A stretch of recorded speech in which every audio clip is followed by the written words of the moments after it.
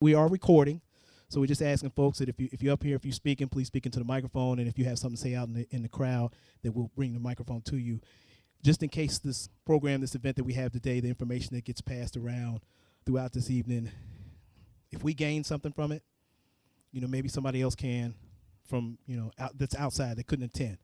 But anyway, I'll introduce myself, which not that necessarily that matters. My name is Butch Gibson, and I try to introduce myself on the microphone. So everybody, I guess if you would also do that, when you get on the microphone, make sure you introduce yourself. We're going to ask for a prayer as we begin this program, but just in case you're unaware what this program is about, is it was a Facebook event that we invited folks to by DJs, for DJs to kind of support each other. And we lost a DJ brother a couple of weeks ago. And my understanding, it's unfortunate because I don't know him. I didn't know him, but I looked through his Facebook page and I could see that he DJed for years. I look back 2008 and he had, top of the line equipment back then. So he's been doing his thing for a long time. So apparently there's some folks in here that may know him and may be able to speak on him, although we haven't talked to his family. So, I personally feel a little uncomfortable about saying who he is and, going through, everything he went through without having that permission. But my understanding from what I heard from other people is that he wasn't feeling too well. May have been depressed, may have said something about it on Facebook, and next thing you know, he took his life. So we're going to try to address that today in a room full of DJs, or mostly DJs, because I think that some of us can, or if not some of us, all of us may be able to identify a little bit with depression. And just even if I just may real quick before we hit this prayer, is just that even the simplicity of just DJing a party and somebody comes up to you and says hello. And you speak to them like, hey, nice to see you, all right. And they go off and, you DJing the party. And then they just later on at night, they just leave without saying goodbye. Not a big deal. But sometimes it's like, oh, man, I don't know why didn't they said hello, why didn't they say goodbye? And then here I am as the DJ. I'm left wrapping up my chords by myself. And, that in itself is, at least for me, just a little bit of sadness that I've had over the years that, everybody else partying. I don't get to leave and go with them wherever they're going. I got to stay here and wrap up these cables. And that if I didn't handle that well, and I'm not saying that I handled it any better or any worse than the brother that took his life, but if I didn't handle that situation well, there are other situations like that could escalate and that could, exponentially just get to you, make you depressed. So that's what we're going to try to talk about today, a little bit of depression, so maybe some folks can share. We got some experts in the house. Ms. Nzingha here is going to be telling us a little bit more. We've got some bios we're going to pass around to show who the folks are that will be speaking up here today. And if it's just Nzingha, we got one bio to pass around about her. But if we could get a prayer and start our meeting right. Good evening, everyone. I'm Elder Dennis Hatchett of Embrace Kingdom Life and host of Sunday Chat on Inspiration 1050 WGRI. Heavenly Father, we come before you with a bowed head and a humbled heart, Father. We just thank you. We thank you for your blessings, your mercies, and your peace, Father. We thank you for everything that you do. We thank you for everything that you're doing, Father. We thank you most of all for what you're going to do in this house tonight, Father. We thank you that your word will come forth and it will touch the hearts, soothe the minds, and solve the issues that may exist in this room. Touch every heart. Let every heart be open to receive. It's in the mighty name of Jesus we just pray and say, thank you, Jesus. Amen. And amen. And there's some information over here on this table that is suicide prevention information cards for Dr. Nzingha. And if we got some bios, did you had? Oh, just one. Okay. Well, you know what? I'm gonna let you introduce yourself then. All right, then. How about that? So we're gonna turn the microphone over.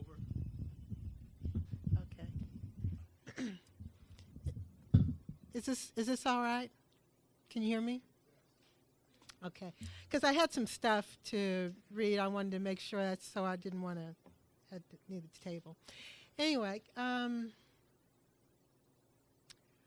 my name is Nzingha Dalila. I am a licensed mental health therapist and an addictions counselor.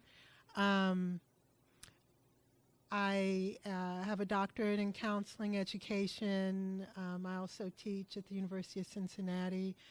I focus, I've been doing counseling for over 20 years, but I do a lot of work focusing on stress, addictions, and a lot of work on race-based traumatic stress injury, which is really kind of like PTSD, but for black folks, people of color, people, survivors of the Holocaust and trauma over generations and things like that. So I do a lot of research and presentations and workshops and things like that. So that's who I am.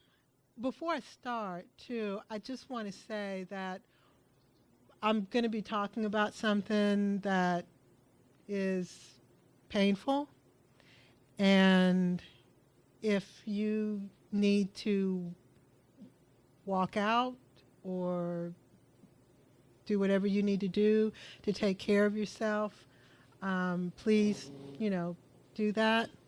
Sometimes people, I don't want you to feel uncomfortable, I want you to take care of yourself, which is what I'm going to talk about too as well. When I talked, I want to thank Butch and the entire DJ organization for bringing this together. I mean, again, that's another thing that people can do, a thing that people can do to try to grapple with a tragedy is to make some meaning of it, to try to turn it around and do something productive that's going to help others. And so this is just an awesome thing that you all are doing. So I want to thank you all and commend you all for doing this. But yeah, this is really difficult information. And when I was talking with Butch, what we kind of talked about was, that you all wanted some kind of guidance, some suggestions, just some understanding about suicide. So I try to put together some information. I'm going to do kind of like this is some things about suicide information, but then I'm also going to talk about, what to do if you think that somebody is struggling, and you're concerned that maybe they are exhibiting some symptoms that make you concerned that they might hurt themselves or somebody else. And then I thought I'd talk a little bit about what you all can do to take care of yourselves. And then, any questions, I'll do my best to try to answer it. And if you want to go in a different direction, that's fine, but that's kind of what I was prepared to do. I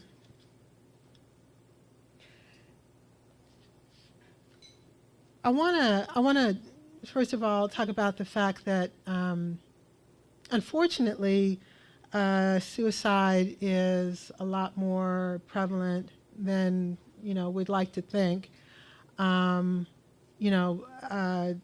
Recent numbers show that it's like more than 1 million people in the last year have been committing suicide, and that's just those that are reported. So it's a tragic thing to know somebody one day and then the next day find that they're not here, or they decided that they gave up hope and that this was what they felt was the best option for them. What I tell clients a lot when they are sharing any information that leads me to think that they might be considering suicide, I always try to impress upon them that it's a permanent decision to a temporary problem. But at the time, for somebody who is feeling suicidal, it feels like it's going to be forever. And it makes it really difficult for them. When I talk about suicide, I talk about 3 different kinds of suicide. There's people who have ideas about suicide. Maybe they're thinking about it.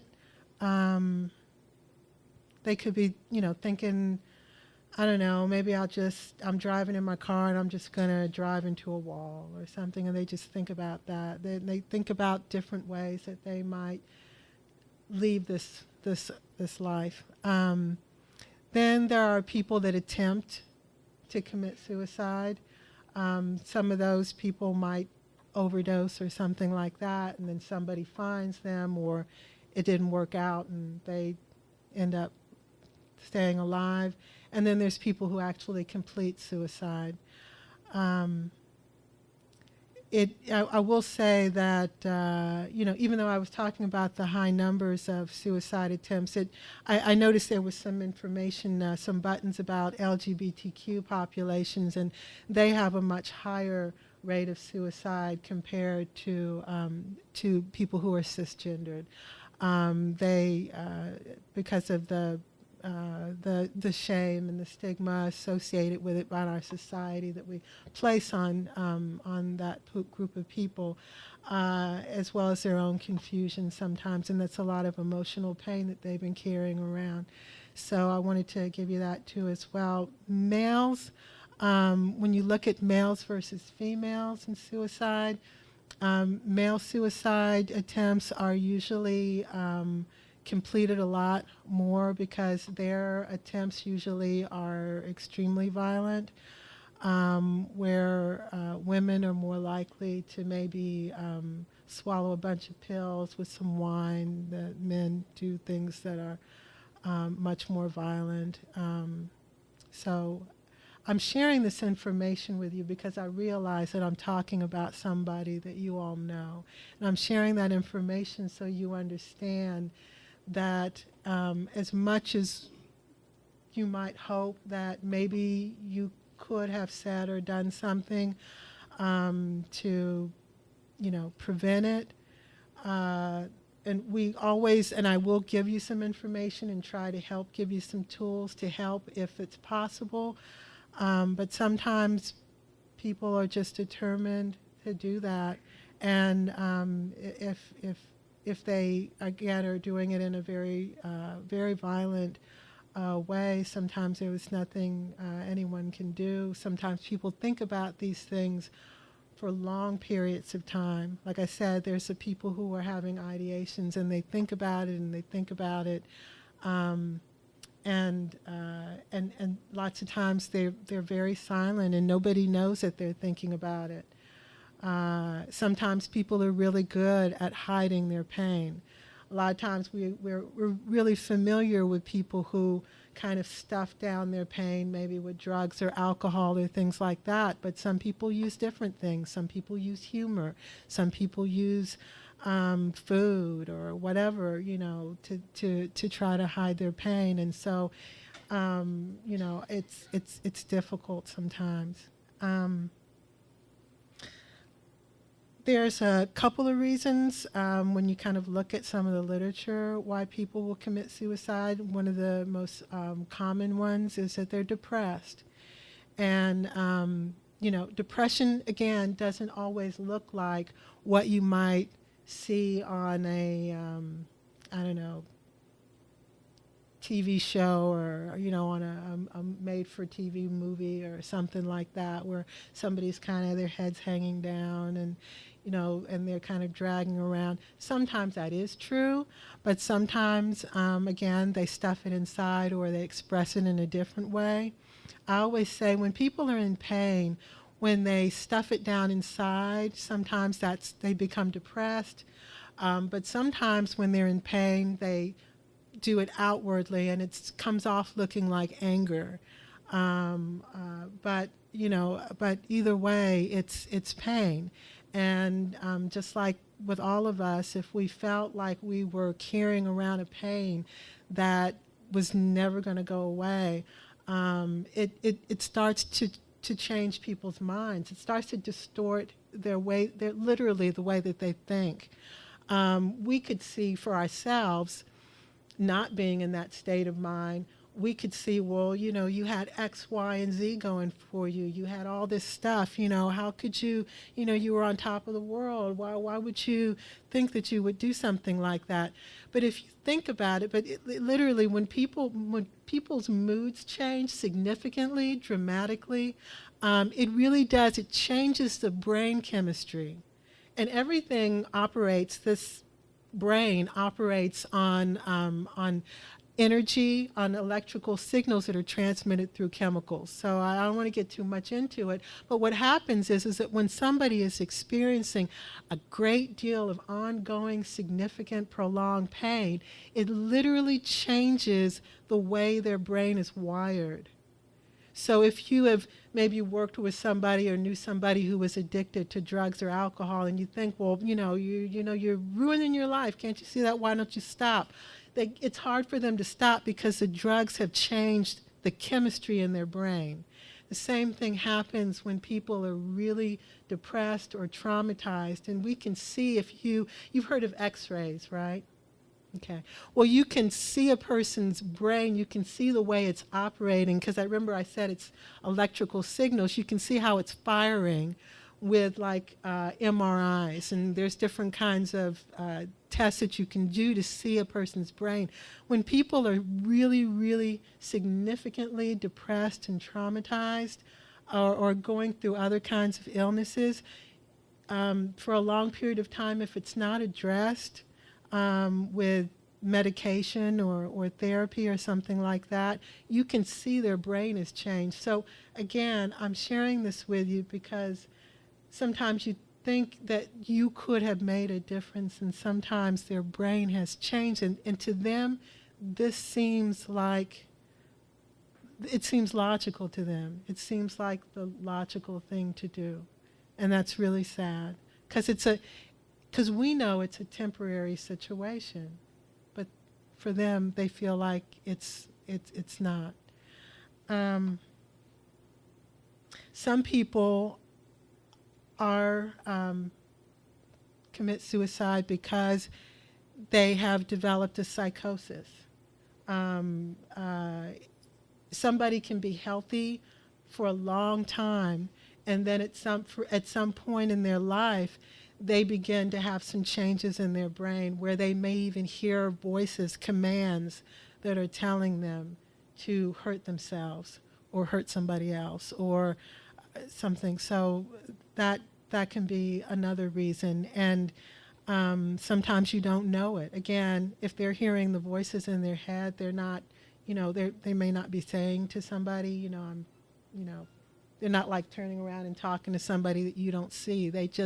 They're hearing it in their mind, and you might not know it. Sometimes people do it because they are, it's an impulse. Maybe they have an impulsivity. They're very sad and they're impulsive, and maybe they are trying to mask their pain with drugs or alcohol, which then makes them go ahead and they're less not thinking very clearly about, maybe I shouldn't do this. So, again, I don't know what the situations are with the people, but again, these are things to think about if it's someone that you know, someone that comes across your life in the future. These are things to kind of think about. Again, when people are sad and depressed, our society says, have a drink, and for a minute it may feel a little better. But what happens is that it actually makes you more depressed. Alcohol is a depressant. And people don't realize that, because at first when you're drinking it, you're like laughing and having fun. But it actually makes people more depressed. So I tell people when they are depressed, when they share with me that they're depressed, I really, and they are also have been having some thoughts about hurting themselves, I really, really warn them about drinking. Just don't do it. Just say no. Just do something else, because it only fuels the fire. It's like blowing on a fire when people mix depression with alcohol or anything like that. And sometimes, again, it might be impulsive. They might do something, but it's it's a mistake. Sometimes maybe they didn't even mean to do it. Maybe they just meant to cause some harm to themselves or try to get rid of the pain. But a lot of times people, if they are rescued and it's not completed, then they really regret that they did it. So that's some information that I just wanted to share a little bit about. Before I move on, does anybody have any, because I can answer questions if you have any comments or anything about what I just said. That sounds, yeah. You said depression and addiction chemically, physically changes the makeup of your brain. Yep. Oh, he asked me, he said about depression, chemicals and things, they really change the brain, and yes, they do. Yes, they do.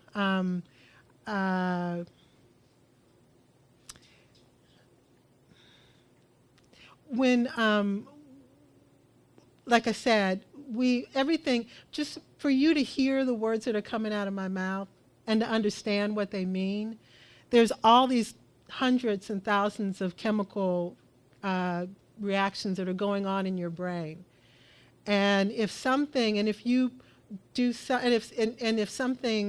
interferes with that normal wiring, because that's, if everybody's understanding what I'm saying and it makes sense and all that stuff, then your wiring is good.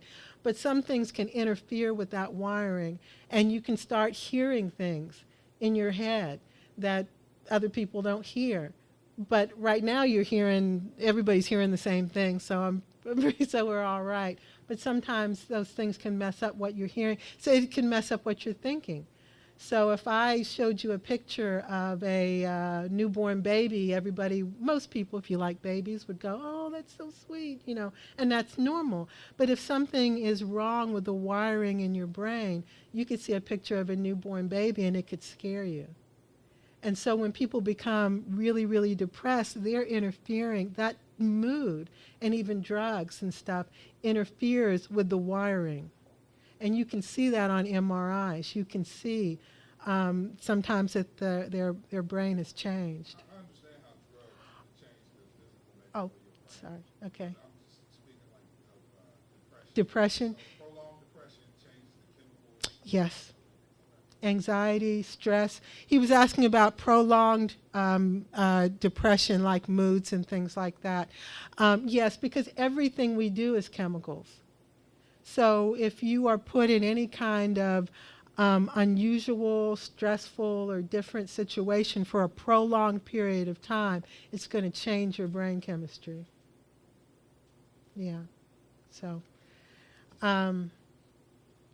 those are some things, and I'm sharing this because so you understand that it's not something that you can just see right away. You can't see what's going on in my brain. I can't see what's going on in your brain.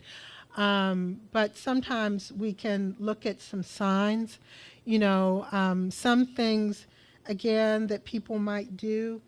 Well, if people have made a decision, again, that they're going to commit suicide, they're going to end their life, they actually may become happier for a brief moment in time because the pain's going to be gone in a day or two. I'm not worried about it anymore. So you may see somebody who may seem depressed for a while, and then they have an upswing. They're like, because they're done. They're done with it. They may start giving things away. They may write a will. They may even start saying some things about leaving. Before, when somebody's depressed, again, they may look very different. They may have poor hygiene or not be as involved in activities as they used to. They may isolate. They may use more drugs and alcohol or whatever to try to cope with the pain. Again, it's hard to tell, but one of the things that's really important, and I can't say this enough, is that, if we start to see people, and again, I don't want to give you the impression that there was something that everybody missed, but We all have problems. We all have stresses. We all have difficulties in our life sometimes. And a lot of times we feel like we've got to keep a stiff upper lip. We've got to hold it in. We've got to, put on a happy face or whatever. For men, sometimes that's a lot, that there's a lot of pressure in our society really to be strong and capable and take care of business and everything, and not say, I'm just think I'm going to fall apart here. I have no idea what I'm doing with my life. Sometimes we don't know what's going on with other people, but if we start to see some things that are different, sometimes it's helpful to just ask. I know it can feel uncomfortable. A lot of times we feel like we don't want to get in other people's business. We don't want to ask too much or make somebody feel uncomfortable. A lot of times that's us feeling uncomfortable. And so I'm encouraging you to try to think about, if you just approach somebody, if you see something going on, if you see them acting or behaving differently or their mood's different or something, a good way to approach them is to say something, is to say what you've noticed. To say like, I've kind of haven't seen you around much very often, lately, and I just kind of wondered if there's anything going on, or I noticed, that, you seem really down and, you get really angry easily or something like, just say what you've noticed. Like, I kind of noticed something. It's, I just want to check in and see. I wondered, if there's something going on. If people are saying things or doing things that's making you think, I'm wondering if this person is thinking about committing suicide. A lot of times people are afraid to ask. They think that if I ask the question, then that's going to make them go ahead and do it. Like, well, I wasn't thinking about it until you put it in my mind. That's not the case. That's really not the case. Most of the time, people who are in so much pain that they are thinking about committing suicide are relieved to hear somebody ask them. They're like, oh my gosh, yeah, I'm kind of thinking about it.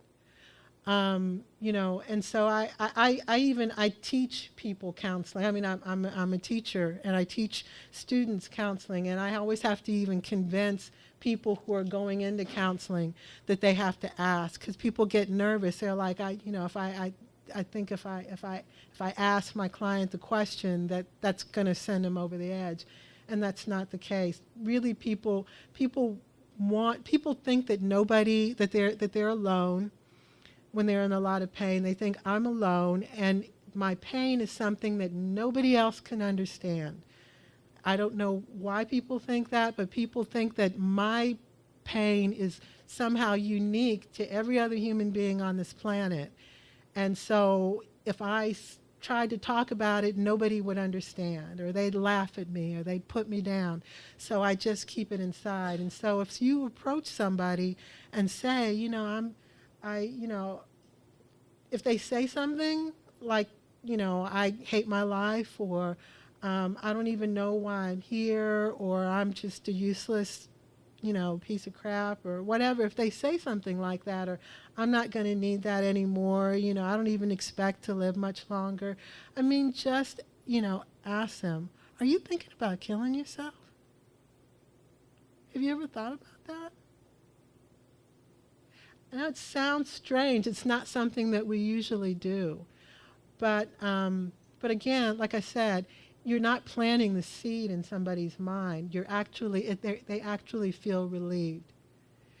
And if somebody is willing to talk with you about what they're experiencing, first of all, I would say, get yourself ready. Because, like I said, it does feel uncomfortable. So make sure that, you've you're ready to feel uncomfortable, that you kind of get yourself calmed down and ready to hear whatever they're going to say. And then find a time where you can be with them alone, where it's not going to be interrupted. Like you're not like trying to ask them right when, the next shift's coming into work or something like that. You want to have time that's uninterrupted, where they can just say whatever they feel like they need to say. And here's a really important part. If you don't remember anything else that I talk about, remember this. You don't have to have something magical, some magic phrase or words to uplift them that's going to make everything better. You don't worry about having any magical words. Your presence, just being there, just saying, hey, you mean something to me. I care about you. And I've got as much time as you need to just hear what you have to say.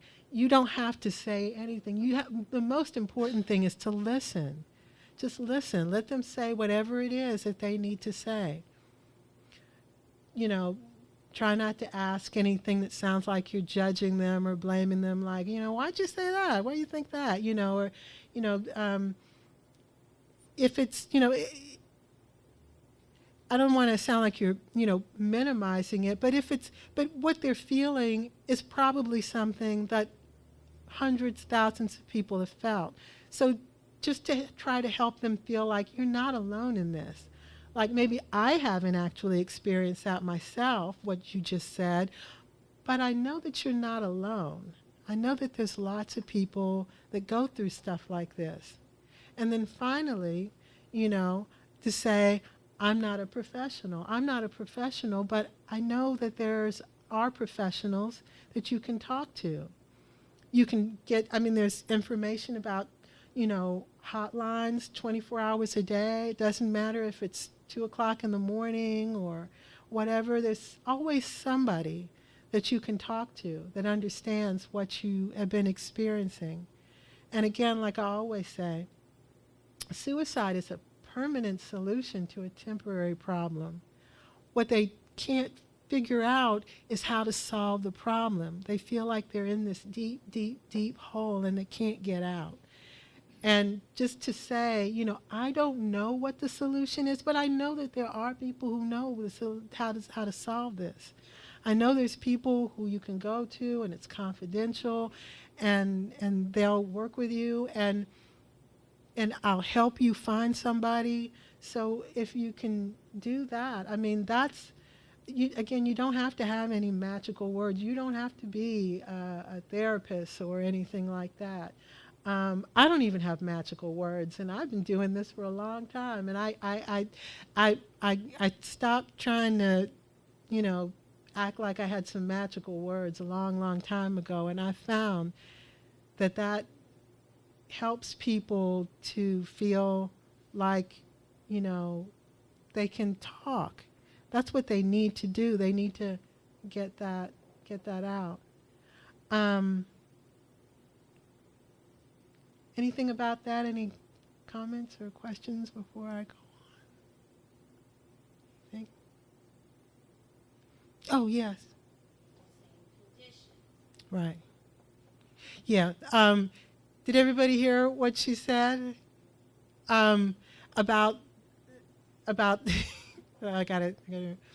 So you're wondering what is it that might be different between people who get to that point in their brain where they're like, all right, this is the best solution, and other people who are just feeling depression.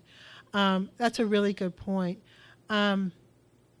There isn't any one clear idea. Sometimes it can be genetic. Sometimes even people who have had people in their life commit suicide start to become suicidal. Sometimes, again, if it's a combination of connections, if they have gotten so depressed that they've isolated themselves, and with the depression, they are not able to really function anymore, then what happens is their life gets worse and worse. So not only Are they feeling like,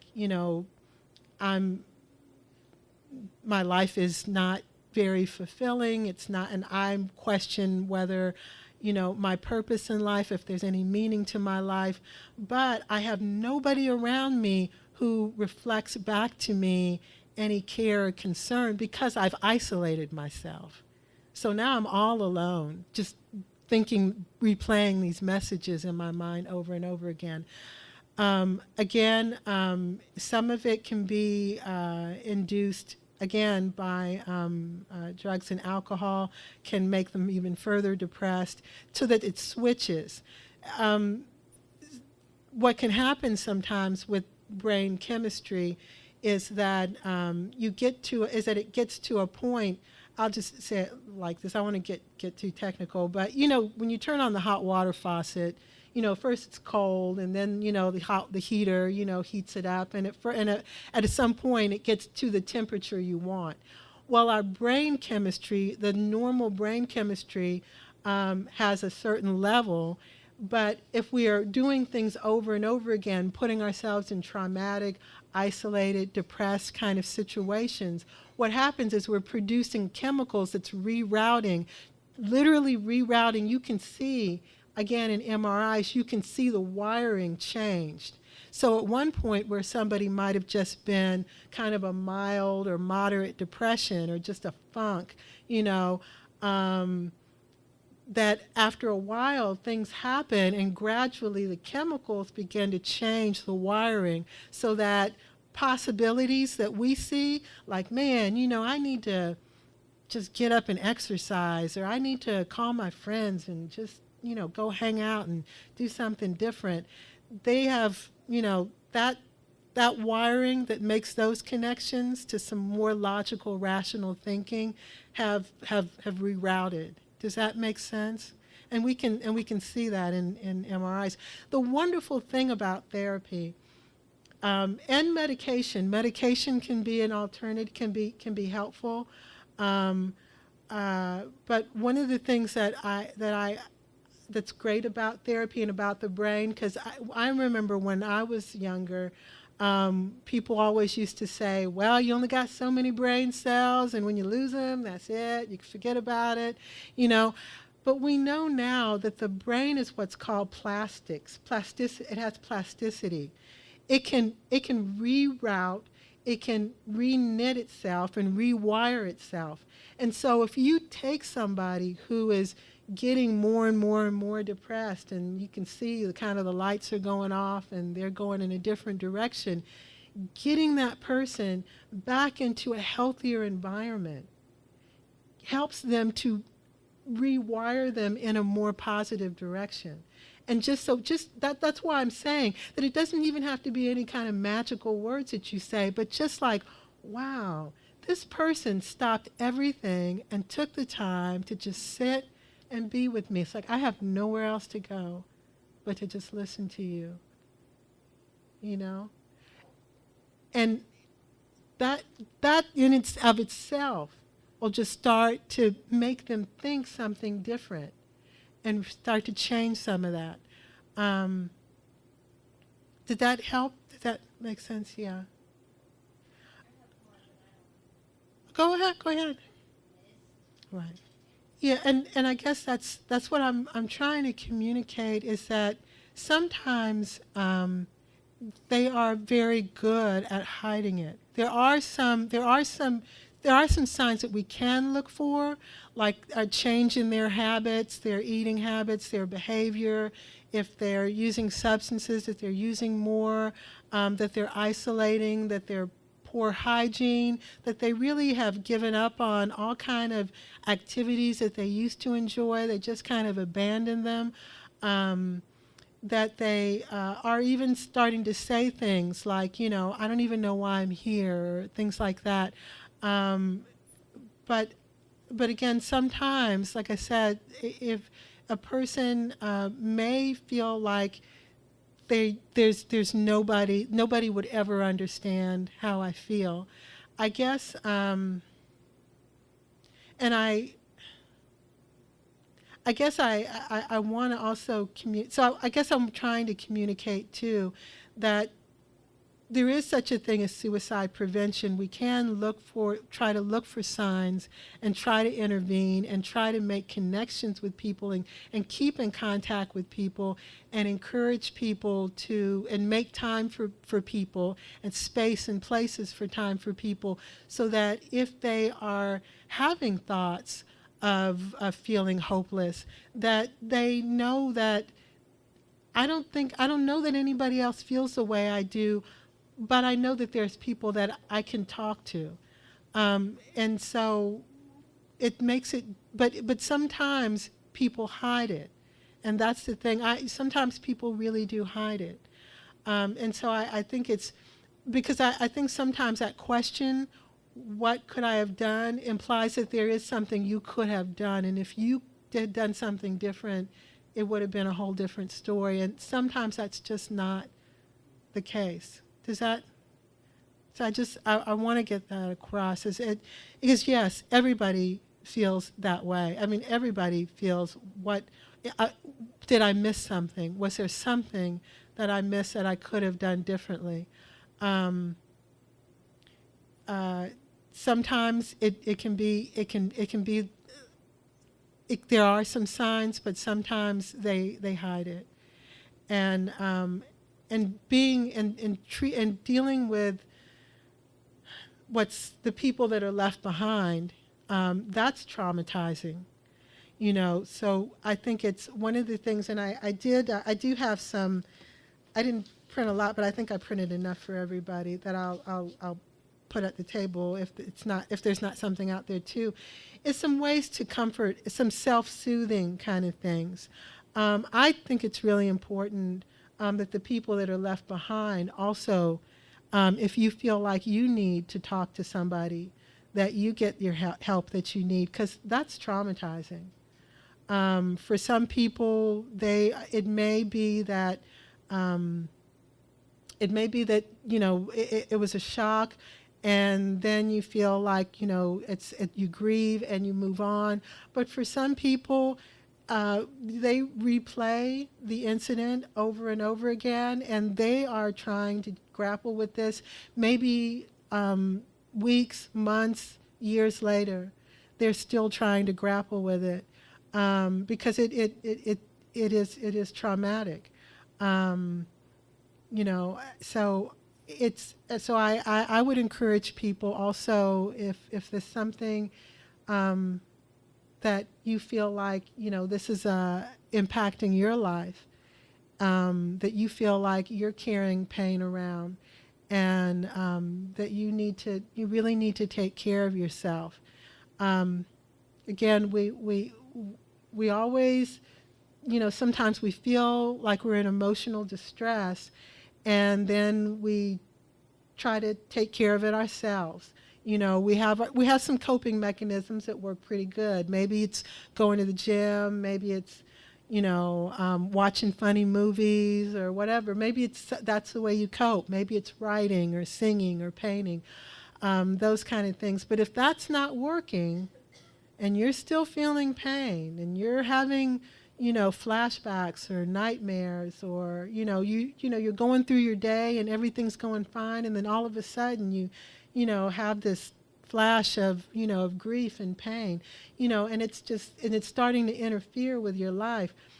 That might be something also that you want to look at. And again, I have a list of some activities that you can do if you can't think of anything else to do, some things to kind of soothe yourself. It's they're called self-soothing exercises, just kind of calm yourself down. Did you have your hand up? Yeah. We experience highs and lows with our business. Yeah. So, and I know for a lot of us who take the craft, we get numb to that person.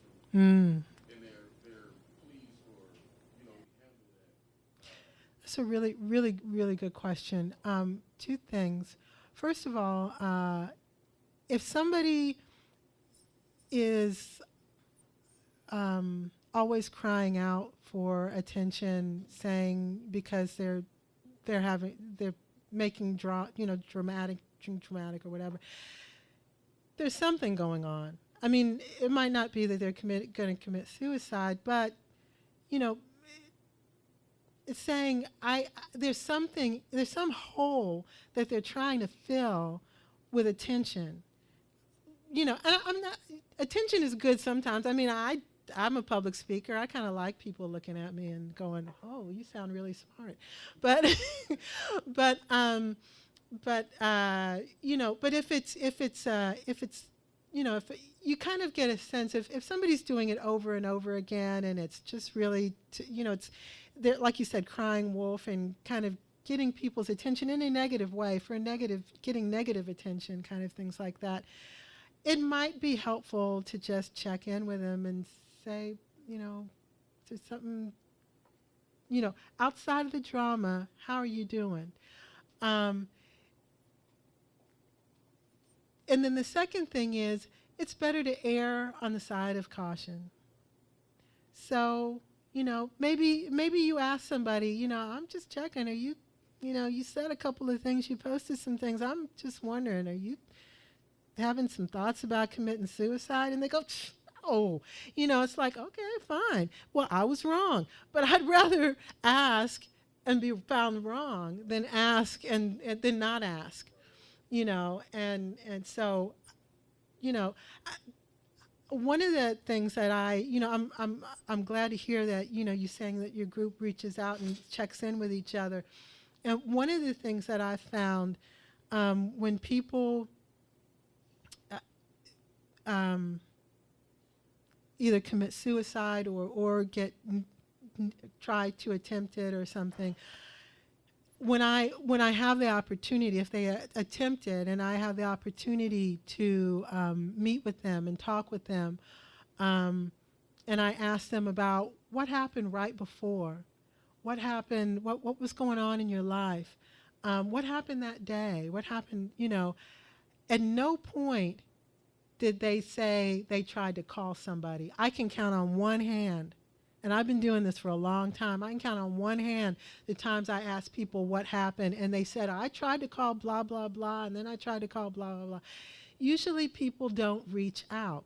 So, you know, what I encourage people to do is, it sounds like you all are good at it, but I encourage people to get in the habit of reaching out to people that you haven't reached out to in a while. Just get in the habit, even if it's just to say, hi, you know, hadn't seen you in a while, just wondered how you doing, what's up, you know, have a great day, and then hang up. But what the thing is that we have gotten I think maybe with social media, we've using that in place of connecting with actual human beings, or getting you know, or using the phone and having a conversation.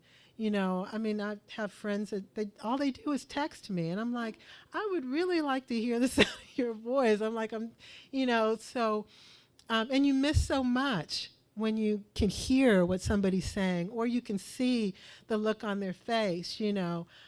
We miss so much. And so, yeah, I hope that helps. So I would just say, go ahead and check in and ask. And if people are, and if you find that you're like maybe gotten numb to it because you're going, there they go again, or whatever, maybe you could ask yourself, maybe I'll just ask them, you know, what's going on with you, you know? Yeah. Quick, I'm gonna just try to jump in and help, and I'm gonna try to bring the microphone. And I'm also, this is just a little sign-in sheet, completely voluntary. He was talking about maybe connecting with folks. Maybe we all have each other's, you know, name, phone number, and email address. Maybe we don't. If you would like to, you know, stay in touch, I'm gonna just put this over here. It's got a pen and just little slots where we can just stay connected. But I see a hand up. I'm gonna bring the mic back here. Thank you, sir. Hey, just a little bit, you know, most of the DJ family, you know, MDJC knew I had a fire. You know, I lost everything. But one thing that I'll go, what you were saying, it was I've dealt with depression since I was like 15. When I was 15, I was found out I breathe off one lung. You know, I've had one lung through high school, you know, and at the age of 15, when your doctor tells you, you know, you have asthma, but you have one lung, And, and when my mother asked, I asked, what's the worst scenario? He told me, you go to sleep, your lung collapse, you won't wake up. At age 15, that's a lot to deal with, going through high school, just in life and period. I was on medication for it. I've dealt with bouts of depression, thinking about it. And, at one point in my life, I realized I had to, give it over to God, for those who believe in God and, let him dictate my life. And, I couldn't not live my life anymore worrying about if I go to sleep and not wake up, worrying about if I go play football and, have an asthma attack, go out and run or work out or just, in general, live life and become short, breath and be terrified that I'm going to die. When I went through the fire, it came back around again. I still deal with things right now with my son, my oldest son. He deals with, a slight depression right now because him and my other two sons literally had to run through a fire, without me being there to help them, to make it through. The worst thing, and it hurts my heart to this day, that I told him, when the fire was happening in our house, I couldn't get to my kids. I was standing in the fire and got burned on my back, legs. But when he asked me, he was screaming, "Daddy, come on, please come." And I told him, I'm not going to make it. I wasn't saying I wasn't going to make it, I'm going to die. I was telling him I couldn't make it to the fire. But now to this day, everything he thinks about goes back to his father telling him, I'm not going to make it. And the biggest thing that it was kind of almost, again, start dealing with depression about it. My son worries. He deals with anxiety, separation. So it's hard when you think about it, And like the MDJC, a lot of guys, they reached out to me, spoke to me, and a lot of them, we're not really friends, but we cool, and I appreciate that a lot through them. But when you said, when I was 15, I wrote a will because I didn't think, when I was told that, what my worst scenario was, I wasn't going to make it. So I went ahead and wrote a will, gave it to my mom, my father, told them, like, if I die, I never thought I was going to make it to 16, but like I say, I pray, stay in prayer, and, things work out. I still deal with breathing issues, I got to watch myself, what I do, weather, different places, different environments, but, the one thing that you point out, reach out to people, talk to your friends, if you think someone is having a problem, that's the greatest feeling in the world was when people reach out to me, and Noise, he came over and he's seen our house, he's seen how bad it was, how we made it through. It was by the grace of God. We shouldn't have made that. But, again, just reach out to people. If you think someone's having a problem, reach out to them, talk to them, be there for them, not holding their hands, just talk to them, keep it real. Ask them questions, sit down with them. Don't talk to them like a stranger, talk to them like a friend, and ask the hard questions. You're going to be okay. If you need me, don't just say it, because I tell people all the time, don't tell me that you're going to be there for me or anything you need, and you're really not. I hate fake people who say that, because it absolutely no value when people are dealing with life issues. If you're really going to be there for somebody, be there and mean it when you say it. So it's just, like I say, I ain't going to talk your ear off, but just, for people who are out there, understand that it's serious. Be there for your friends if you really say you're going to be there for them. And understand, if you're not a blessing to them, then be a blessing to someone else. Understand what your blessings are when they come and know how to handle them and understand what they are. So.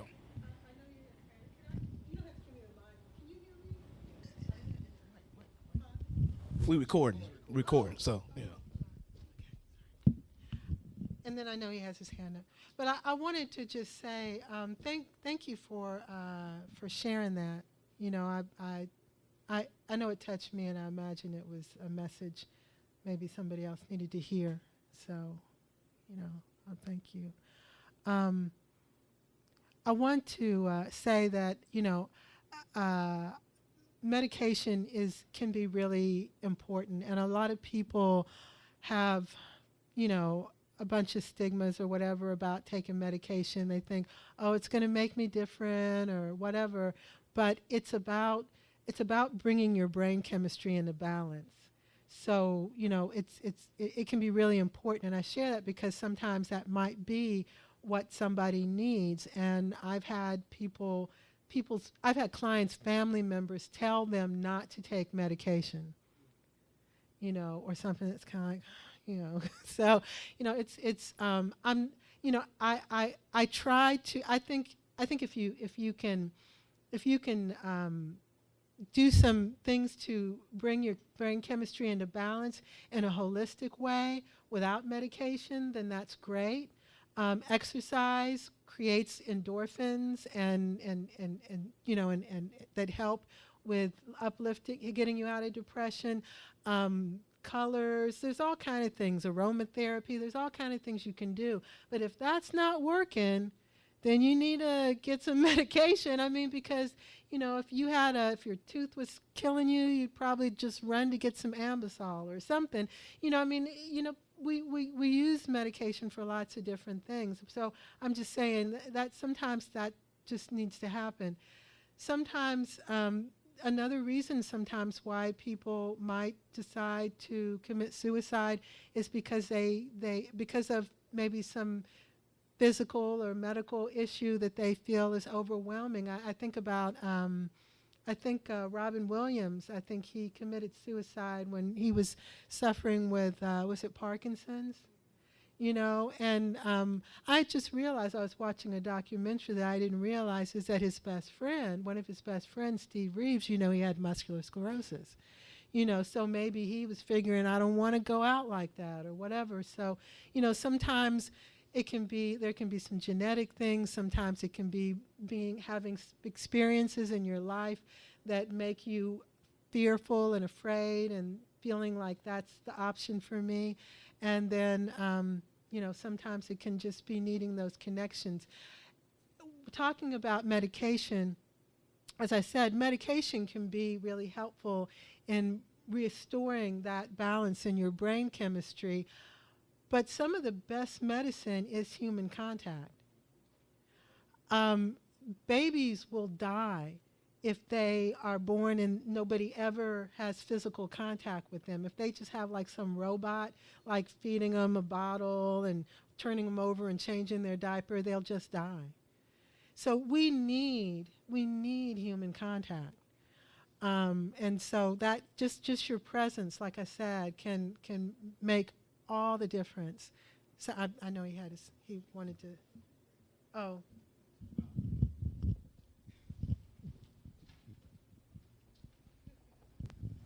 I was just agreeing with what you were saying as far as, I just think in the African American community, we depend a lot on solving that problem with pharmacological medicines. I just feel that, I don't know, a 3-year-old on Adderall is not going to help me with my child. So I'm not against medicine. I am a nurse, but I am against that being the first option. I think that family, friends, this coalition can do a lot more than that medicine can do if we start out with that process first.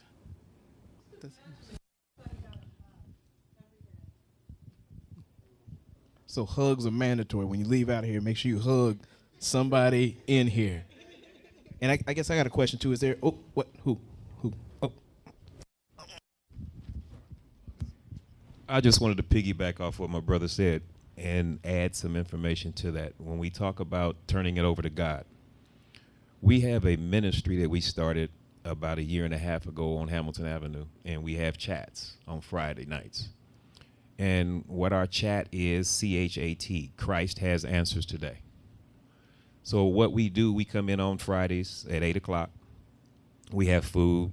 We play cards after we have our little sessions. But we come in and we sit down at the table. It's a confidentiality clause environment. What happens at the chat stays at the chat. And it's an open opportunity for us to come in and talk about our issues, our problems, our pains, the things that are troubling us in life, so that we can find answers. And we have that ministry and we do it every Friday at 8 o'clock. And on our first Friday, we have a first Friday outreach party where we go to Northwest Bowling Alley and we just bowl, hang out, have fun, and do what we do. But the thing is, I'm just adding to the fact that when you turn it over to God, there's different ways of turning over to God. And when we turn it over, the Bible says that confession is made unto salvation. So there has to be a communication that takes place. There has to be dialogue. There has to be, when the more you talk about an issue, the less it becomes an issue.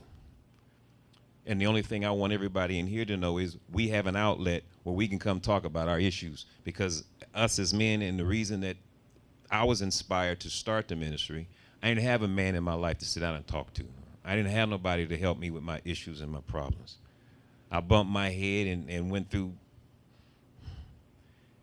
hell and high water. So now I'm in the position to be able to help others, and that's what we do. We do it every Friday. I'm on the radio from 4 to 5 every Sunday. So you can tune in on a Sunday afternoon from 4 to 5 and hear what we do. I'm going to bring some cards in, the information cards with the address and things on it, that what we do. But we sit down, and my advertisement is simple.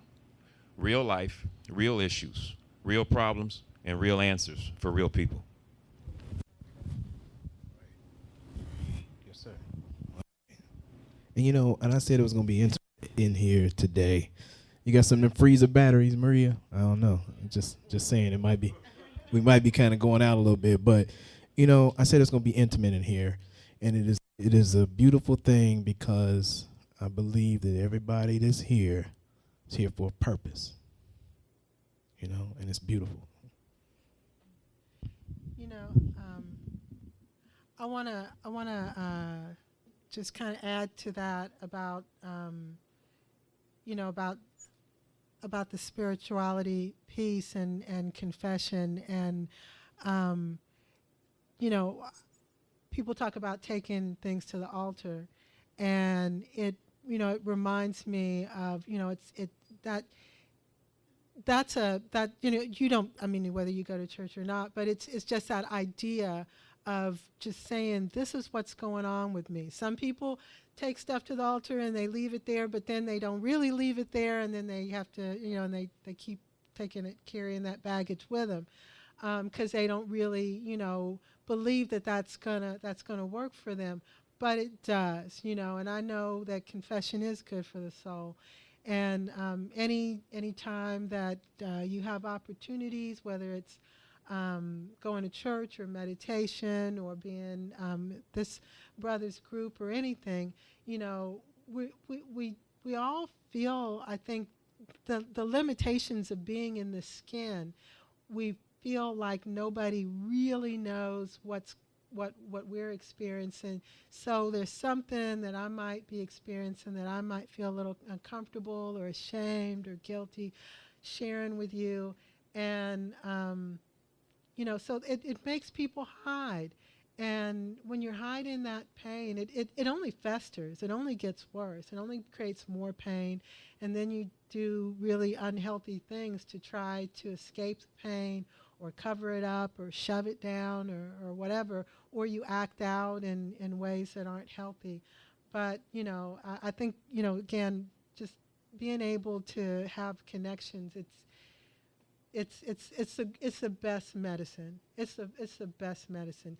Food is also good medicine. I will say, too, when you talk about holistic things, there's some things you can look at in terms of what you eat. There's some foods that can add to anxiety or depression or things like that, or stress. So eating healthy too. Those are all of those things. But relationships. When you look at all the different kinds of treatments that people provide, psychological therapy and all that kind of stuff, research shows that the most important thing in helping people to restore them to health is a relationship with someone. So if you talk to somebody, if you feel like they need some help, if you know somebody, that helps them to get over that, that fear of going and talking to somebody. Maybe you can say something like, you can say, I know somebody, they seem really kind, they seem professional, they seem like they know what they're doing. I think that's somebody you need to check out, or like I said, there's literature over there. There's people can call 24 hours a day, 7 days a week. There's if you don't know, you don't have to have, again, the magical answer. You just have to be willing to sit there and be present with them. If you're thinking about somebody, if you're having a conversation with your buddies and you say, whatever happened to blah, blah, blah, and that might, maybe you should give them a call. If nobody in your group knows whatever happened to Joey or Jimmy or Sharon or whatever, maybe you need to give them a call and just say hi and see what's going on. Because people, when they become depressed, they withdraw. They isolate from people. And the more that they isolate, the more that the only person they have to have a conversation about how to get out of this painful situation is themselves. That's all they have. And they have one answer. That's all they got. So it's really important. But they isolate, and when somebody becomes depressed, what depression does is it makes you slow down and be still. So it's hard for them to get up and move. I mean, it's hard. But when people are depressed, they get slower and slower, and then they just stay in bed, and then and that's all they do. A lot of times when they're depressed, or they act out and they become angry and violent. But again, it's pain. It's all about emotional pain. But it's hard for them to get out, so we have to reach out to them, because when people are depressed, they almost become like, shut-ins. They just stay there. And everything gets worse. Nothing gets better when you just slow down and you just stop and you just sit there. Nothing gets better. So now their life is worse. Now they're more depressed. And they're alone. And they only have that one person to give them advice, which is them. And they only have one answer. So, like I said, I do have some information, some stuff, like some things that you can do to take care of yourself, which again, I also want to remind you about. I've got a sheet that's got some things that you can read to just kind of remind you of what to say. If you want to talk to somebody, again, think about, getting yourself prepared, for talking to them, because if they're going to share something painful with you, then you have to be prepared to just be still and receive it. Listen to them. Make sure you've got uninterrupted time. Start off by telling them just what you notice, because that's a good end. That's a good way to get the conversation started. Maybe they're in a lot of pain for a lot of different reasons, but it shows. And maybe they're not ready to just kind of jump in and talk to you about all the pain that they're experiencing, but they can talk about the one thing that I can see. Like, I see that you're not showing up to meetings anymore. Or I've noticed that, you used to always kind of, put makeup on or whatever, or, always look fly, or probably fly is an old word, but anyhow, you always look good, and now you're not kind of looking that way. So I'm just wondering. It just made me wonder. Is everything going all right? So that's a good end. That's a good way to just get to see if somebody is willing to start talking, and if they know that you've set aside some time and you're just looking at them and you're just listening. You don't have to ask a lot of questions and give a lot of feedback or pep them up and all that stuff. You don't have to do that. You just have to make sure. You just have to let them know. I just want to let you know I'm here for you. I care. That's why I asked. And if you don't, and you can say I don't know what to say. I don't know the answer to that.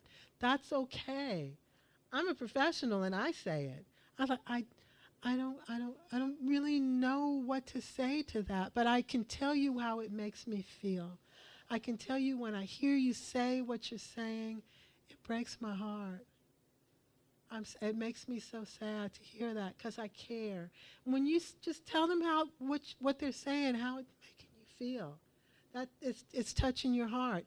That's a wonderful thing. Just imagine if somebody felt deep down in a deep hole, all alone, in pain, inescapable, felt all alone, and just somebody said that. I just noticed you. And when I hear what you're saying, I feel for you. And I want to help you. I'm not sure what to say, but I know that there's professionals that can help you. And I'll be with you along the way. If you want help, if you want me to make a few calls for you or whatever, we'll try to find somebody for you that you can talk to. Now, professionals, they usually won't you can call professionals if you want to get advice. If you want to call somebody and say, you can call a hotline and say, this is what they said. I don't know what to do. What should I do? How do I say it? What do I say? They can walk you through it. They can't call your friend because that's breaking confidentiality, but they can probably give you some tips and some things like that. One of the things, I did put some things out here I wanted to remind me. This is wonderful thing, like doing this, like I said before, sometimes trying to do something to have something good come out of a tragedy, like a walk, or even doing something like this, or kind of making some meaning for it, that can be healing and therapeutic to the people who are left behind, to do something constructive to help somebody else. Also, I love these. This is something that you can keep in your wallet, so if you don't know, just, stick it in your wallet. Some suicide prevention stuff is good to have. I would say those are some things also to just, take advantage. That's wonderful that you were able to get this information. And don't be afraid to take it with you when you go to talk to somebody, and say, if they tell you that, that they've had some thoughts, again, it can be what we call passive suicidal thoughts. Like, sometimes I think about driving my car into a wall or driving off a bridge. That's kind of, or walking in, or passive thoughts like walking into the middle of moving traffic or something like that. Like, I'm not going to actively kill myself, but I'm going to put myself in a situation where I'm going to get killed. That's kind of what we call passive suicidal thoughts. So somebody might be thinking something like that. Give them some literature, talk about it. So I don't know what, I care about you and I want you to get some help. Look at some of this stuff, Those are some things that you can do.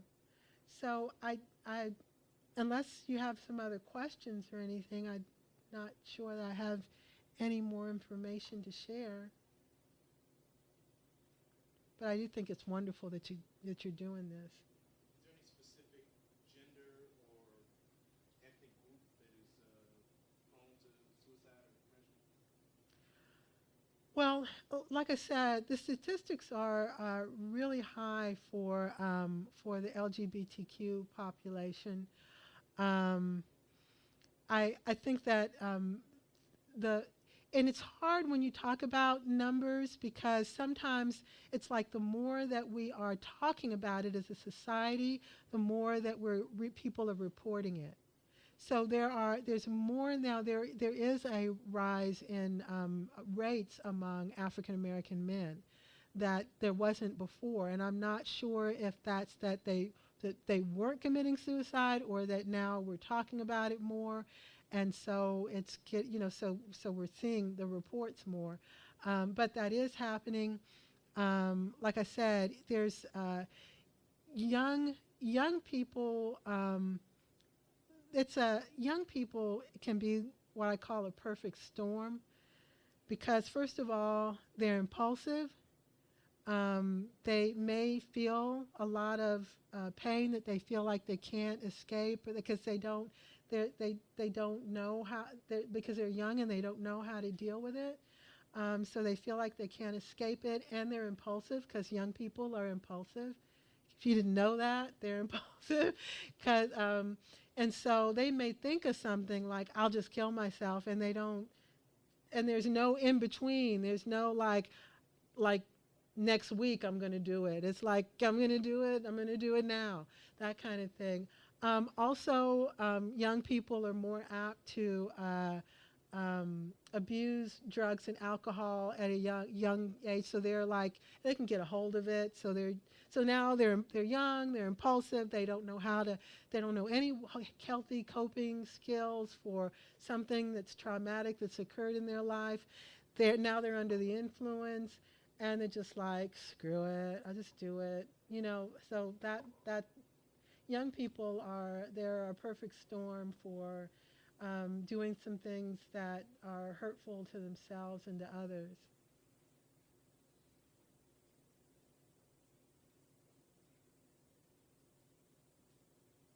Any other questions?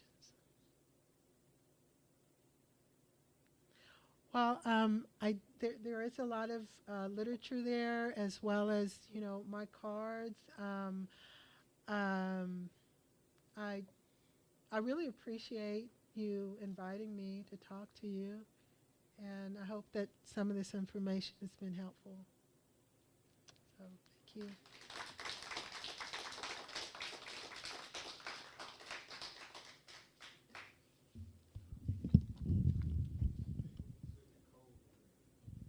Yeah, well, it was the temperature was on 67. I bumped it up to 74. I hope that, I don't know, you do 78. You got something you want? Oh, my man.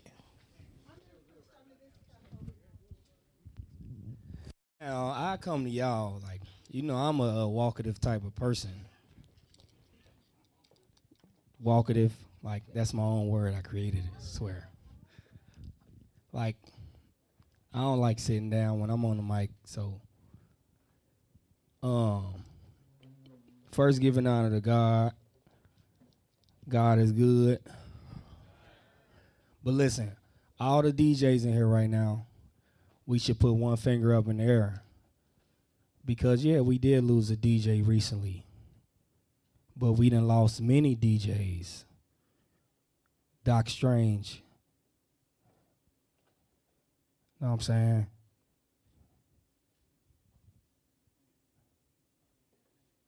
I gotta get this finger on time, Doc Strange.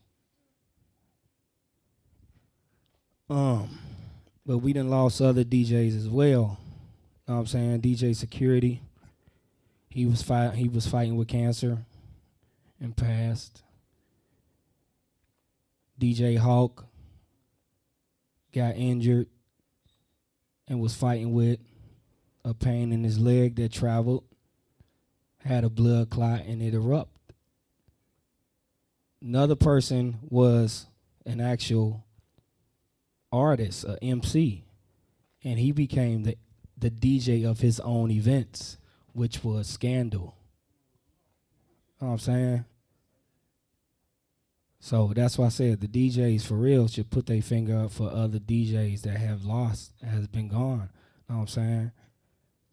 So, but now, me, myself, I have experienced suicide twice in my life. Like, being so close to the families to where my first experience was when I was 19 years old. I was best friends of this lady named Lataya, and over the time, her father was, he was very mentally disturbed, very. And one day, should I say, we got out of school. I went home, she went home. Next I know, I hear the sirens going, and not knowing, they right up the hill from my house. And, me just being an observative type of person, I just walk up the hill. I want to see what's going on because I know they stopped up the hill. So when I get to the corner, I see the house. Everything stopped at that house. Her house.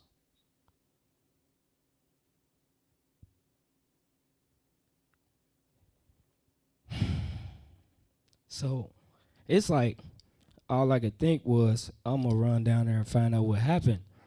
So when I get there, they kind of stopped me. And I found out what happened. Now, earlier that day, before we even get home, her father and her brother get into a fight. But before that, he already had felt that his family was against him.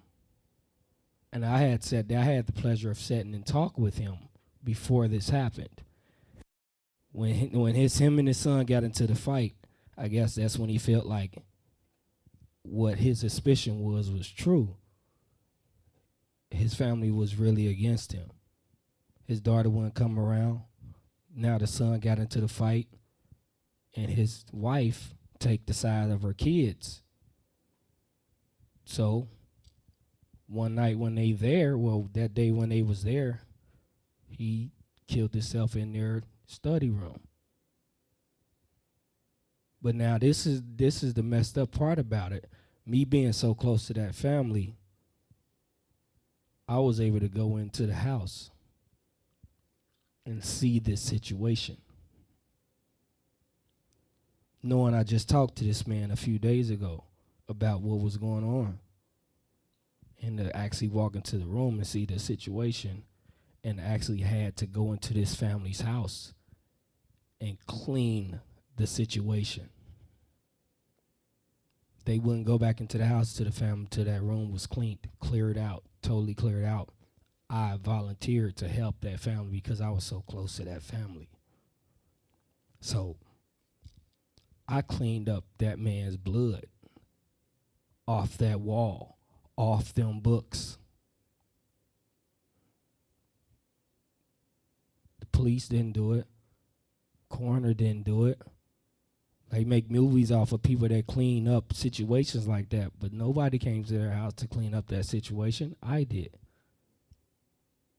Now let me skip down a few years till 6 years ago, maybe 5 or 6 years ago. One of my best friends by the name of Tonia Jones, I helped him with his music career. And he couldn't get to Atlanta, Georgia to pursue his dream. He always wanted to go to the A. I'm from Atlanta. He always wanted to go. And I told him, you know what? I'll bring Atlanta to you. So my best friend in Atlanta is DJ Unk. I brought DJ Unk to him and said I wanted him to record a song with him. So he recorded a song. We was going to shoot a video. Now, a couple days later, he's having a problem with his family. He's having a problem with his daughter's mother. Him and his daughter's mother, they live together in a house on the west side, right off of Montana Avenue. Now, we just had this party at Memories right up the street from here. A couple days later, I'm getting a call 6 o'clock in the morning to say he just hung himself in the garage.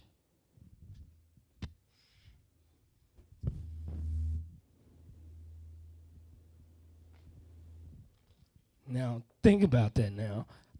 I was just with this man the night before. We talked about a video. We were planning a video for his song. DJ Unk was here to shoot the video with him. And they called to say he just hung himself in the garage. Now, this is another situation. I felt myself, I need to go help them. I couldn't get in the house for that situation. I didn't have to clean that situation up. But I had to deal with his daughter who didn't know where my daddy is.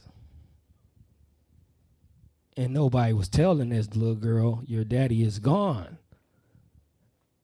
It hurted my heart to even have to deal with this 3-year-old child to say, I know where your daddy is. And to this day, I still don't believe they ever told her that your daddy won't be coming back home. And then now we got to deal with Doc Strange in the same situation.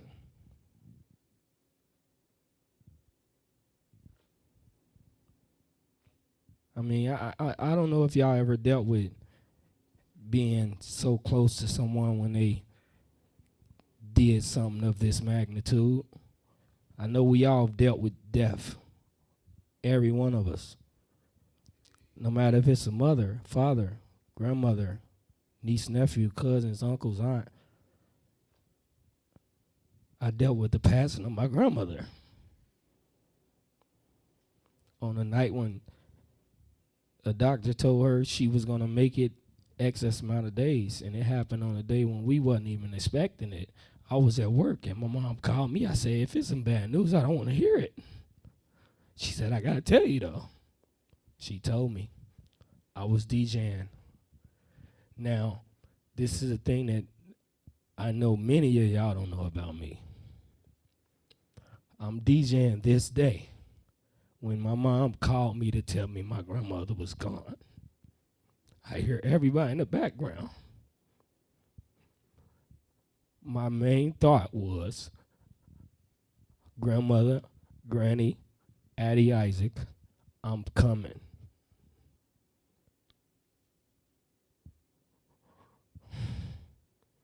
I'm DJing. I dropped everything I was doing. I went to the bar. I asked the lady, I want a bottle. So I get me a bottle. I don't smoke. I'm an asthmatic, and I have bronchitis.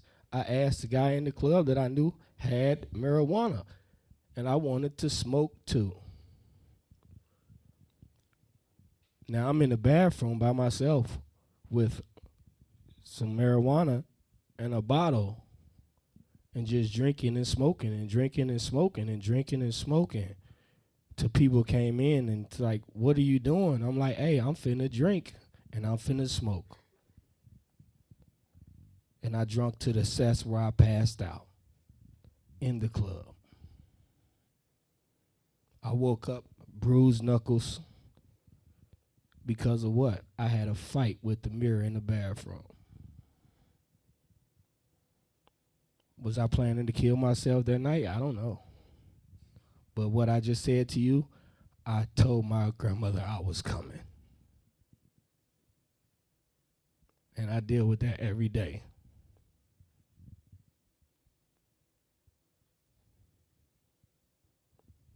I ain't know how to deal with it that night. But once I left the club, I went and got into my grandmother's bed that she took her last breath in. And I slept there. That was my bed that night.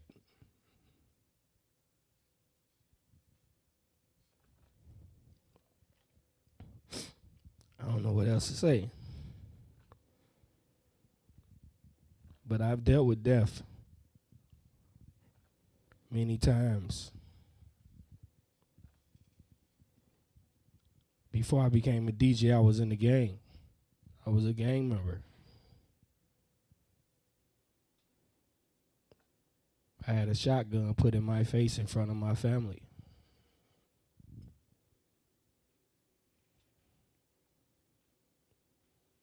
I was shot in my leg right here.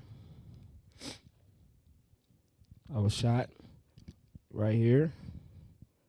It came out the back. The day with the shotgun, the man fired the shotgun. I was not hit,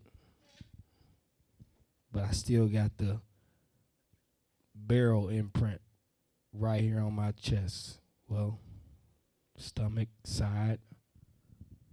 So today I couldn't have been here, to embrace all of you. But it's another DJ that we all need to think about and keep in the back of your head. Matter of fact, keep it in front of your head. It's another DJ that's not here right now. And I kept thinking this whole time I should have went picked him up. DJ Sean Kelly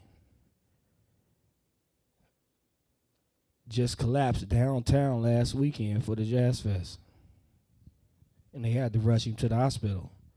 But think about he's been dealing with health problems for the last couple weeks.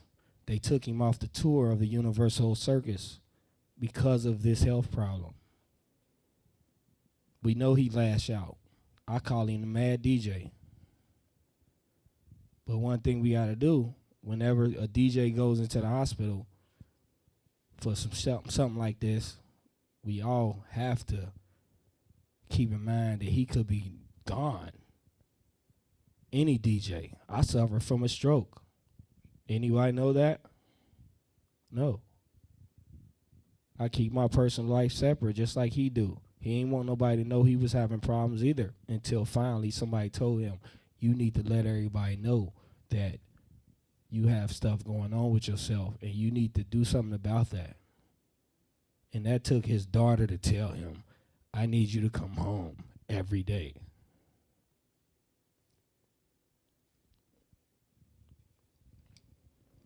I love every one of y'all. Even though I don't know you. Some of them I don't know. I don't know some of y'all name, but I know y'all by face. But you know what I'm saying? I love every one of y'all. DJ just small here. And you know, I'm just saying, I love each and every one of y'all. I shake everybody's hand, give everybody a hug, salute everybody. You know y'all gonna see me and keep seeing me. Like I said, I'm up front person. I don't like sitting down. I'm young, 36, so I like moving. I ain't butch.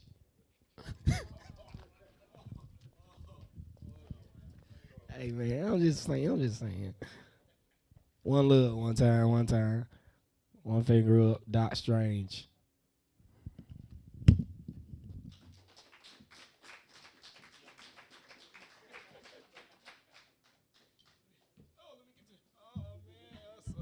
Oh, yeah, all right. Yeah. Old cat right here. 36. I ain't scared. I'm going to be 52 on my next birthday within about a month or so. And I'm still moving. Hey, but it is a beautiful thing that we got together, you know. And, yeah, where's the freezer batteries? It is a beautiful thing, you know, and DJ Vex talked about the coalition. Other folks talked about the coalition. The coalition is a good thing. Everybody's not in the coalition, yeah, but it's cool, you know, whatever. The coalition is a good thing. The Midwestern Disc Jockey Coalition, not that this is a coalition event, but I'm going to just say that is something that kind of warms my heart sometimes when we just kind of get together and talk. We get together and share. And tonight has been a beautiful thing. We've just been kind of sharing some things. And, man, it's tough, you know. DJ Guy West was talking about all the stuff you might see on Facebook. I have learned, and when Guy West was talking about all the stuff that he was seeing on Facebook, I pictured a couple of maybe 500 different individuals that I know that could fit that description, that post that kind of negativity or that kind of crying for help, crying for attention. And I have learned, and I don't know if anybody else does this, but on Facebook there's an option where you can click on that post and click the option that says see less of this. And I use that quite often because what I find is that negativity is like a vampire or some sort. Like it could just, or like a snake, it can bite you and then that negative venom can get in you and you can start feeling that negativity, and I don't want it. I don't want them fight videos. I don't want that nudity, or I don't want that negativity. I don't want that whining, crying, singing the blues kind of stuff. And that may be bad because I might be missing some signals from some people that may be crying out for help. But I try to stay in a little positive circle, and it's a little tough. But anyway, let me not hog the mic. Anybody else? Come on with it. Come on.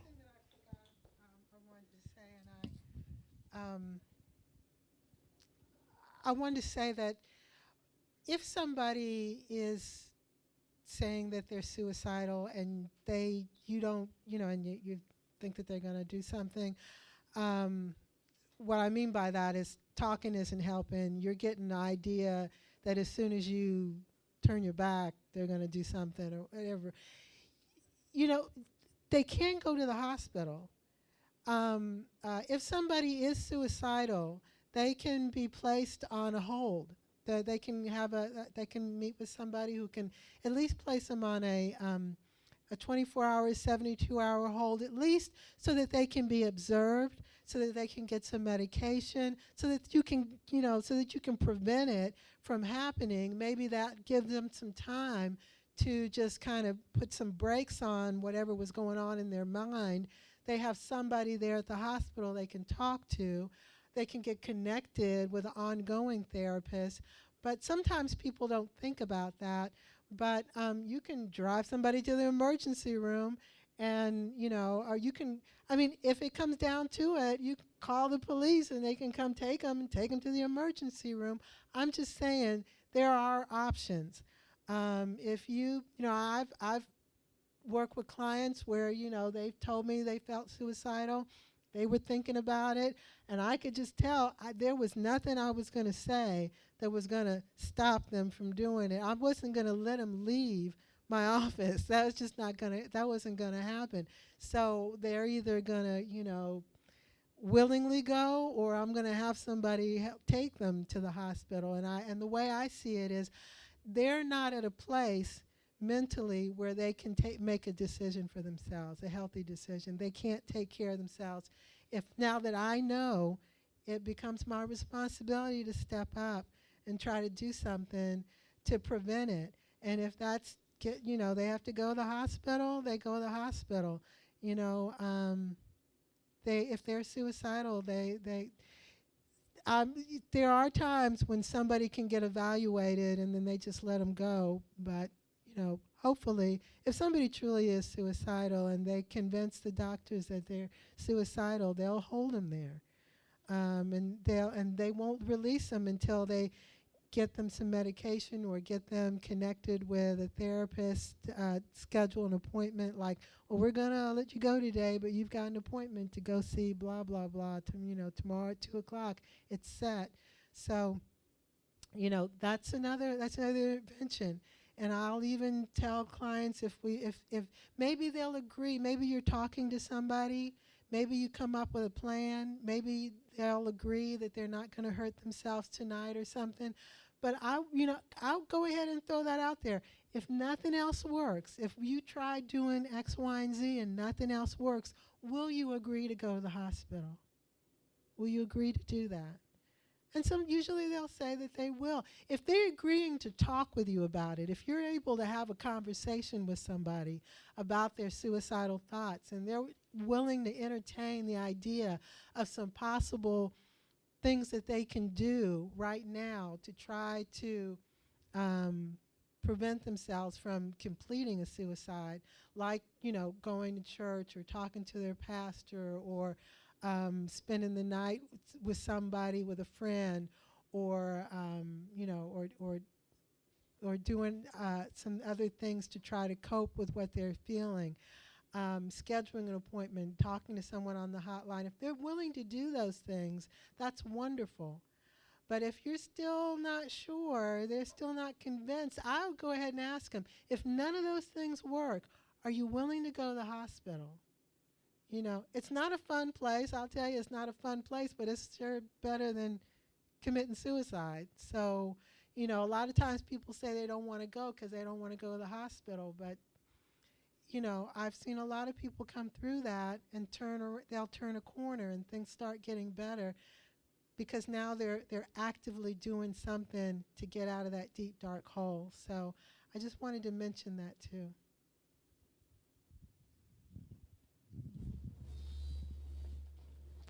Thank you.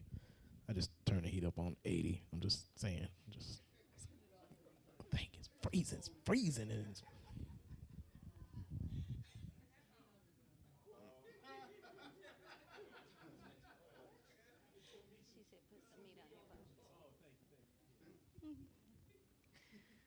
I wanted to introduce myself. I'm Alicia Triggs, and it's my husband, Alan Triggs. And obviously, we're not a part of the DJ Coalition, but I want to give condolences to your loss. I also want to applaud you for coming together to talk about a topic like this, because it is a heavy and difficult topic, and it gets passed over in our community because people don't want to talk about something of with this weight. But I just want to share how it was we came to be here with you tonight, because we did not know your fellow DJ. Butch sent a text to Alan on Friday afternoon. And I think it's telling, because on Friday evening, we were invited to speak on mental health. July is Minority Mental Health Awareness Month. And so Alan was invited to speak with Dr. Odell Owens. But that afternoon, before that talk, he gets the text from Butch inviting him to this event. And so we were discussing, wow, it's interesting that he's inviting us to this on the same day that we're going to go out and talk about minority mental health. And we were wondering, you know, what does Butch know? Does he know? And by that, I mean, we were wondering if Butch knew our story. And our story is that we lost our son to suicide. And Butch just found that out tonight. And I just want to invite you all and encourage you all that when you have that still small voice in you saying, maybe I should invite so-and-so to this, or maybe I should reach out to so-and-so, like she was saying, do that, because when God speaks, he's not yelling. It's a whisper. And so Butch didn't even know. Like, he didn't invite us here because Alan is on a campaign trail and running for prosecutor. He listened to this still small voice. He had no idea. And I thank you. I thank you for that. I thank you for the opportunity to be here with you guys and sharing your loss. And I want to echo on what Keith was saying. I love you guys. I love you all. I don't know you all, but I love you all. And one of the biggest lessons that I've learned from our loss is love.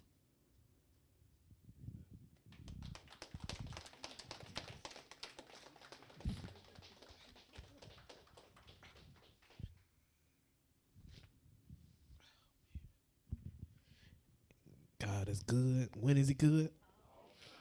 'Cause I ain't know. I didn't know. I just sent the text because I was like, that's a good brother. I just met him at that Black Caucus dinner, and I just thought, you know, he's cool. Maybe he should be here. You know, it's kind of a little event, and that's why I said, everybody's here for a reason. Man. Oh, right. I can tell you guys that, you know, I am Alan Triggs. I am running for Hamilton County prosecutor against Joe Dieters.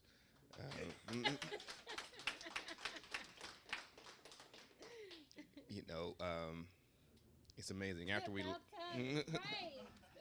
we lost our son, I was a magistrate judge. Some of you guys probably knew me from Lincoln Heights, Woodlawn, Golf Manor, all over Hamilton County, where I was a judge. We had to leave Hamilton County in order for us to heal, because we just couldn't do it here. So we left, went to some small town in Kentucky to work, just so that my wife could meditate for a while. And then one day she came to me and said, all right, I'm ready to go back home. And when we got here, this opportunity came up for me to run against the most powerful man in Hamilton County. And after going what we've been through, I was like, there is nothing that we can't handle. There's nothing that God can't handle. So I said, I'm going to do this, and we're going to run hard, and we're going to bring some justice back to Hamilton County.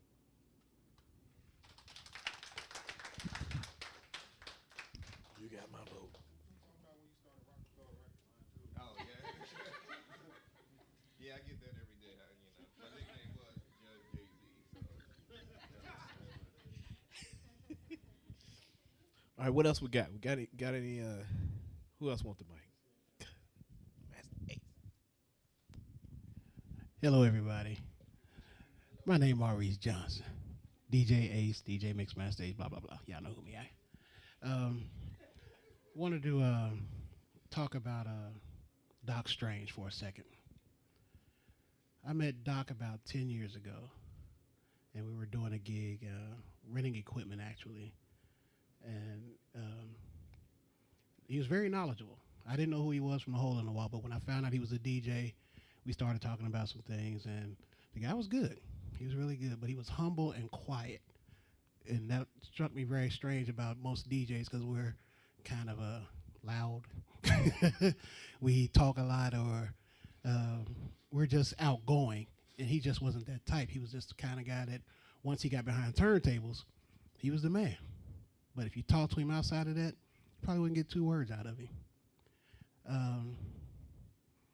For some odd reason, I went to his page that day, and I'm not a person that gets on Facebook and trolls people's pages trying to see what you're saying, what you got going on, what you posted, what you ate, and all this other good stuff. But I did see his post, and it didn't register to me because I had no idea that he was suffering from depression. And it blew me away to read that because I didn't catch it. And most times when people are suffering from depression, you just don't know. They're not going to come out and tell you a thing. Some will, but some mask it so well, as the beautiful sister here so eloquently put it. You just don't know. But he said something, depression is real. If you're suffering from it, get the help you need. And hours later, he was gone. He didn't ask for help per se, but he put something out there and was hoping somebody would grasp it.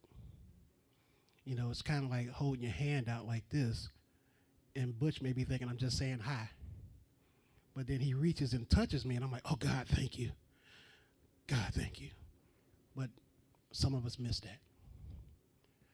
I was just talking to Mr. Triggs over here when I first walked in, and I was in Golf Manor, got caught driving, had license, didn't have him on me, but I got charged anyway, driving without license. I had to go to court. And I heard he was a hard man to deal with. I said, oh, God. Here we go. But we went through that case. I didn't have the money. I couldn't get anybody to bring the money, so I knew I was going to take a ride. I said, okay, here we go. But before that, earlier that day, I believe it was on WCPO, they were talking about your situation, about your child. And I sat in that courtroom and I just looked at you, and you did your job professionally without that weight that you were carrying affecting anybody. And even though I was on my way to take a ride, I pulled you to the side. I don't know if you remember this, but we sat in that hallway in Golf Manor, and I told you that, hey, I just heard about what happened to you, and I just wanted to give you my wholehearted condolences for your situation. And you looked at me like, okay. I didn't take a ride that night. I don't know if it touched you in some kind of way with me reaching out to you, but I knew you were sincere about what it was, and I wanted to be sincere with you because that's got to be a hard thing. I've had a cousin that was gender confused, and instead of people reaching out and talking to him and saying, hey, we understand what you're going through, talk to us, they shunned him. They disrespected him. They made fun of him. And I had no idea. You know, he was the kind of guy, he might have been gay, but he would knock you clean out. But his heart was hurt. He was hurt deeply. He was hurting his soul. And none of us saw it. And we had a family reunion on a Friday. He was gone Sunday night. He went home and put that gun in his mouth because the very people that he loved and loved him or said they loved him were the ones that were giving him the most torture. And what we need to know is and I believe everybody in here believes in God. I don't see an atheist in here. You believe in something. And you have the power of life and death in your tongue. The Bible tells you that. When you see somebody going through something, you don't embarrass them. You don't shun them. You don't hurt them. You see somebody with a lazy eye, you don't go over there and say, hey, man, you looking at me and her? They may be self-conscious about that. They may laugh with you, but they are hurting inside. And a lot of us men are taught to hold in what we feel. Don't cry. Don't be a punk. Don't be a bitch. Stand up, man up, whatever. But we hurt too. So when you see somebody hurting, you see something different about somebody, don't be afraid to stand up for them. Don't be afraid to speak up for somebody. Don't be afraid to hold somebody, touch them. Tell somebody you love them. I'll tell you right now, I love everybody in here. And I know every last one of you, and some of you don't. But know that I got Christ's love in my heart for you, whether I know you or not. And be 50 years old. What's today's date?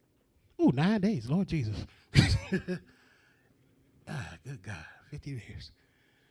But I'm blessed to see these 50 years. And in these 50 years, I've learned a lot. I've learned compassion. I've learned love. I've learned empathy. I've learned to deal with people. I've learned to just be a man and speak my mind and speak my heart. And for the most part, depression is real. And, you know, we take it like so many other things. Well, you know, if you were in this situation, it wouldn't be like that. No, it's not. A lot of people can't help where they are. And if you can't say something positive, shut the hell up. Because you hurt people. And when you hurt people, you get to go home and go to sleep. But that person is sitting up at night like, why did they say that about me? Why did they do that to me? And they can't figure a way out of that. So their way out is out. Now, you may go to that person's funeral and sit there and see them in that casket and wondering, what could I have done?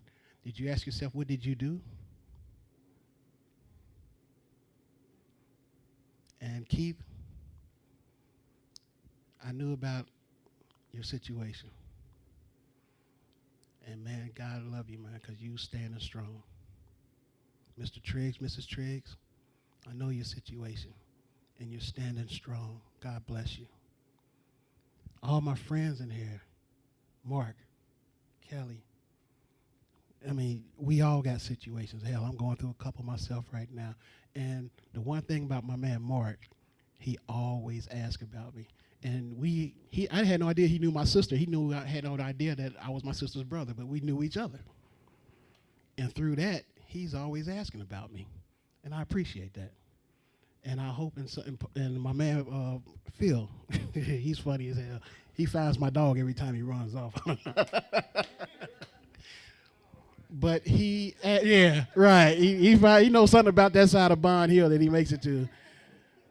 But through that situation, he asked about me. How you doing? And that's what we should all do. Every once in a while. Like they said, if somebody cross your mind, it's there for a reason. Don't go to bed like, oh, man, I just thought. You ever get that thing where I just thought about you, man? Did you act on it? So I'm just here to say I'm glad I'm here. I was hoping we could have a lot more people here, but again, there's a reason certain people show up to certain things. There's a calling for you to be here. There's a reason that we're here. We're all hearing something that we can share with somebody and still in our own lives. So God love you, I love you, and I appreciate you all. All right. You know, what's that? He ain't here. Phil, not DJ Philly.